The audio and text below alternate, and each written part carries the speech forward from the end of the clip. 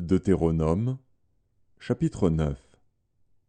Écoute, Israël, tu vas aujourd'hui passer le Jourdain pour te rendre maître de nations plus grandes et plus puissantes que toi, de villes grandes et fortifiées jusqu'au ciel, d'un peuple grand et de haute taille, les enfants d'Anak, que tu connais, et dont tu as entendu dire, qui pourra tenir contre les enfants d'Anak? Sache aujourd'hui que l'Éternel, ton Dieu, marchera lui-même devant toi comme un feu dévorant. C'est lui qui les détruira, qui les humiliera devant toi, et tu les chasseras, tu les feras périr promptement, comme l'Éternel te l'a dit. Lorsque l'Éternel, ton Dieu, les chassera devant toi, ne dis pas en ton cœur, c'est à cause de ma justice que l'Éternel me fait entrer en possession de ce pays, car c'est à cause de la méchanceté de ces nations que l'Éternel les chasse devant toi. Non, ce n'est point à cause de ta justice et de la droiture de ton cœur que tu entres en possession de leur pays, mais c'est à cause de la méchanceté de ces nations que l'Éternel, ton Dieu, les chasse devant toi, et c'est pour confirmer la parole que l'Éternel a jurée à tes pères, à Abraham, à Isaac et à Jacob. Sache donc que ce n'est point à cause de ta justice que l'Éternel, ton Dieu, te donne ce bon pays pour que tu le possèdes, car tu es un peuple au cou roide. Souviens-toi, n'oublie pas de quelle manière tu as excité la colère de l'Éternel, ton Dieu, dans le désert. Depuis le jour où tu es sorti du pays d'Égypte jusqu'à votre arrivée dans ce lieu, vous avez été rebelles contre l'Éternel. À Horeb, vous excitâtes la colère de l'Éternel, et l'Éternel s'irrita contre vous et eut la pensée de vous détruire. Lorsque je fus monté sur la montagne, pour prendre les tables de pierre, les tables de l'alliance que l'Éternel a traitées avec vous, je demeurai sur la montagne 40 jours et 40 nuits, sans manger de pain et sans boire d'eau.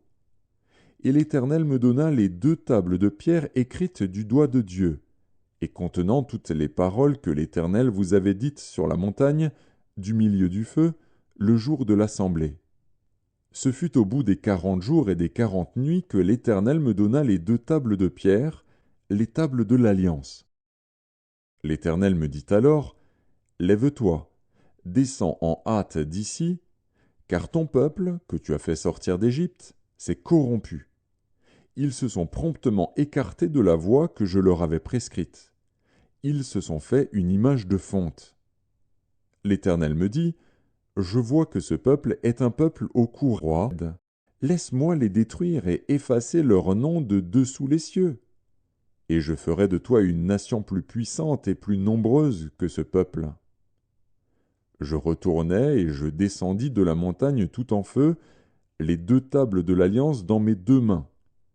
Je regardai, et voici, vous aviez péché contre l'Éternel, votre Dieu.